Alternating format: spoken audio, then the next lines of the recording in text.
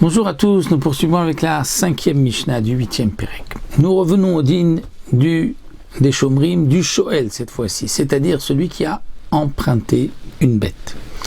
Celui qui a emprunté une bête, nous avons vu qu'il est responsable quoi qu'il arrive. La bête meurt, la bête a été volée, perdue, prise en captivité, elle a été attaquée par une autre bête, il est chayav.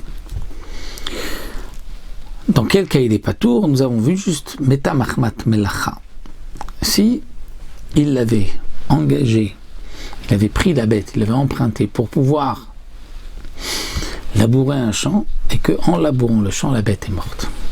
Juste entre parenthèses, il y a dans la Gemara de Baba Metzia une question intéressante.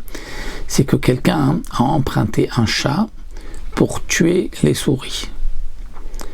Et les souris l'ont tué. Donc la Gemara discute quel exactement ce que c'est, donc Meta Mahmat Melacha ou pas. C'est une question rapportée dans la Gemara. Alors Amar le Shoel, un homme dit au Shoel qui a emprunté, Echan Shori, où se trouve mon taureau? Amar lui dit, le taureau est mort. Mais il est mort, je vais te payer. La vérité, c'est qu'il n'était pas mort. Vous chez Nishbar, il avait été attaqué par une autre bête, il était brisé, au Nishbar, ou il a été pris en captivité, au Nigna, vous volez, au Avad ou perdu. Donc, en disant ainsi, comme nous verrons par la suite, il lui a dit Mashbi Achani, je te fais jurer. Donc, il a juré pas pour s'acquitter, puisque de toute manière, il doit payer. Quoi qu'il arrive, il doit payer. Quoi qu'il dise, il doit payer. Et donc, la Mishnah va prendre tous les cas. Et là, dans ce cas-là, nous allons voir qu'il est patour, puisque en jurant, il ne s'est pas acquitté, puisque de toute manière, il doit payer. Alors, il n'avait pas besoin de jurer que c'est ce qui est arrivé, puisqu'il doit payer, mais on parle qu'il l'a fait jurer. Donc, pourquoi il a fait jurer? Pour être sûr que c'est vrai. Bon, il a juré, il n'avait pas besoin de jurer, et bien il sera patour, étant donné donc d'un korban, étant bien qu'il a juré à faux, étant donné que de toutes les manières, quoi qu'il dise et quoi qu'il n'est arrivé, il est chayav de payer. Donc le premier cas, c'est qu'il lui a dit la bête est morte, alors qu'en vérité, il est arrivé une des autres 4 choses. Donc nous avons en vérité 5 choses: mort, attaqué par une autre bête, prise en captivité, volé ou perdu.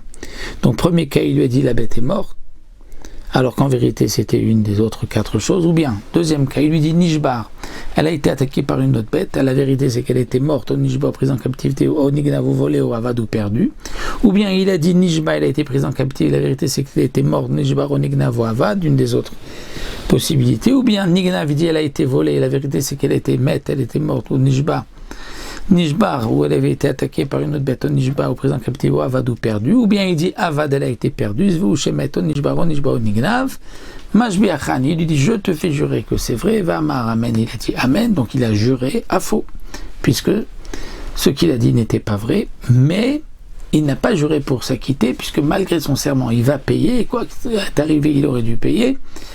Eh bien, même s'il a juré à faux, il n'y a pas de kfirat mammon, il n'a pas voulu s'acquitter de payer quoi que ce soit, et donc il est patour, il n'apportera pas de korban sur sa choua.